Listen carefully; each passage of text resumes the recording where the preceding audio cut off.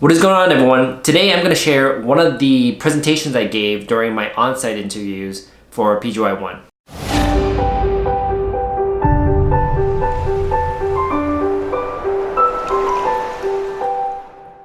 So this video might be a little premature since many of you guys are probably still applying for PGY-1s.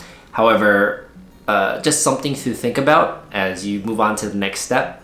So in this video, I want to share one of the types of presentations you might be asked to give during PGY-1. You usually don't know about these presentations until you get an interview, so you don't really have much time to prepare and come up with this. So some of these might be good, and this one is pretty generic. This is an about me presentation. Basically, the sites, you're at the site, and it's hard to meet all the different preceptors. So sometimes they have all the preceptors come to the room and you give a very short presentation, in this case a 5-minute presentation about yourself, however you want, to the entire team for them to get to know you a little better. Other times they'll do like a patient case presentation or a journal club, something like that. But this is a pretty fun kind of creative one, and sometimes you can do these however you want, but I want to share mine and to give you guys some ideas on how you might want to approach one. All right, I'll just jump right into it, and I hope you guys enjoy. Hey everyone, my name is Brian, and I'm currently a pharmacy student from the University of Florida. Before I get started, I would like to say that I really enjoyed making this presentation because it allowed me to be creative.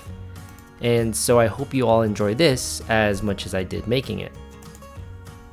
Today, I would like to present a case report on self-motivation, specifically why I do what I do.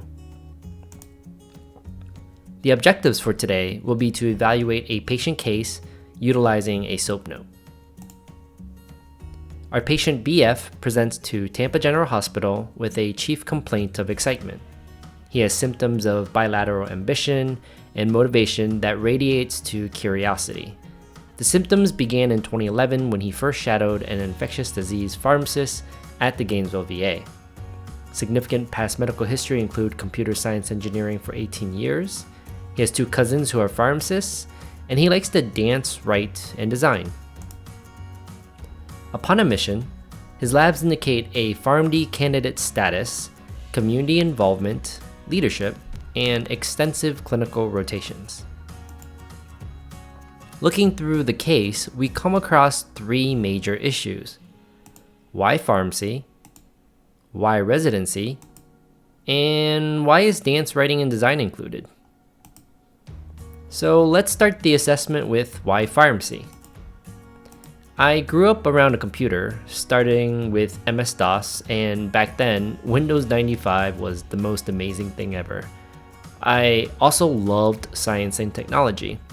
In 2nd grade, I won first place in my school's science fair project by building simple circuits using paper clips as light switches. Moving on to high school, I was enrolled in the engineering track and built balsa wood bridges and these roller coasters out of toothpicks. That's actually a picture of a recent one I built. And I also like to build websites. Unsurprisingly, I wanted to be an engineer up until I was 18. So why pharmacy? Because of my grandparents.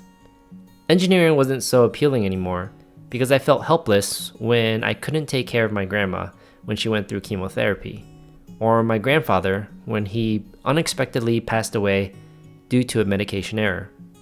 I'm pretty proud to say that I frequently provide MTM services to my grandma, who as of today is a 10-year cancer survivor. Moving on, let's talk about why residency. In 2011, I shadowed an infectious disease pharmacist at the Gainesville VA. Up until that point, I had no idea what clinical pharmacy was or anything about their role in the hospital. I was absolutely blown away by the confidence, the knowledge, and the impact the ID pharmacist made on patient care. Consequently, I chose many inpatient rotations that mimicked a residency to confirm my interests. And it definitely did. Not only that, I had many amazing mentors along the way that continuously fueled my desire to pursue a residency. Lastly, let's talk about whether dance, writing, and design should be included. One of my biggest hobbies is dance, any type. Tap dancing, bachata, breakdancing, you name it. Pictured here are some of the performances I was in. I also enjoy writing, which I started back in 3rd or 4th grade. Mainly poetry. It was my way of expressing myself. Lastly, I also enjoy design. I could go on forever about this, but to give you an example, because of my interest in design, I was able to lead a team in developing APHA's mid-year regional meeting for 2011. Now the question is, what do all of these have in common? It gave me the opportunity to be creative. Dance routines, poems, videos, each one different and unique in its own way, even though the starting materials are always the same. So going back to our assessment, this could actually be changed to why research? Now that you have a glimpse of what I like to do as hobbies, you understand why. I think we already have everything in the future, but we just simply need to be creative with research to find it. Finally, my plan is to complete a PGY-1 and PGY-2 or fellowship, with future plans to provide patient care, teach, and conduct research. In conclusion, my self-motivation is largely driven by purpose, and in honor of one of my most favorite motivational speakers, Zig Ziglar. People often say that motivation doesn't last. Well, neither does bathing. That's why we recommend it daily. Here are my references. And thank you all for your time. Alright guys, so that's kind of it for this video. I hope you enjoyed. I hope you took some things away from it. And best of luck as you apply for residencies.